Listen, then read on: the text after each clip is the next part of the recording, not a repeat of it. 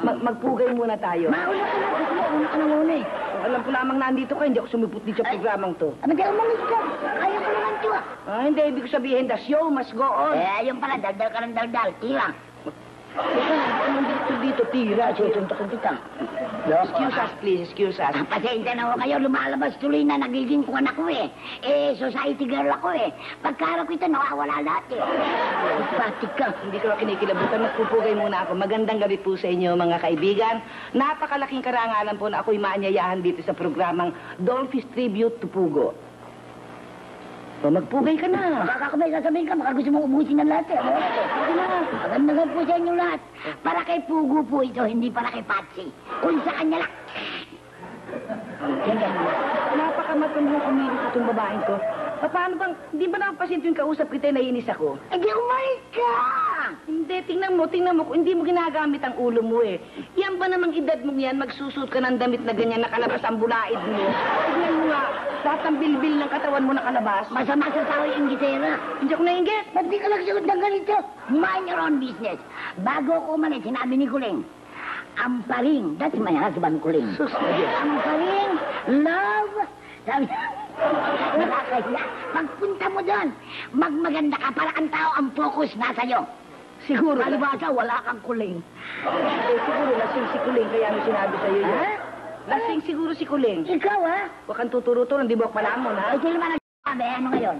Isa-isa, kung gusto mo, tayo sa lumas. Teka ho. Ay, ano mo, Nandis ka, oo. Ang pag-usapan natin tungkol kay Naning. Sige. Alam mo, tawag ko kay Pugo po, Naning. Ganyan. Pinagaganda mo pa. Alam mo ninyo si Naning, ang tao pala pagka nabubuhay, yung kabutihan, hindi mo naalala. Pero yung, I mean to say, yung lahat ng masama, naalala mo nung nabubuhay siya, pero nung namatay na, lahat ng kabutihan yun. Ako, miskin ng buhay. Sinasabi kong mabuti. Ikaw talaga tatan mo. Wala ako balitan ka. Ginagnamin ba? Kaya ka ang sigaw.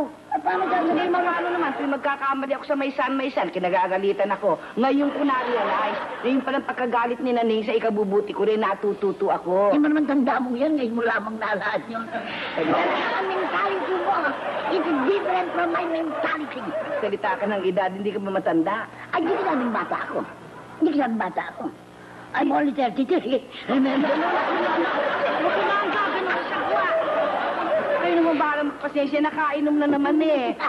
Eko, sandali lang, pag-usap. Awitin mo. At iyayaws ako. Tatatay.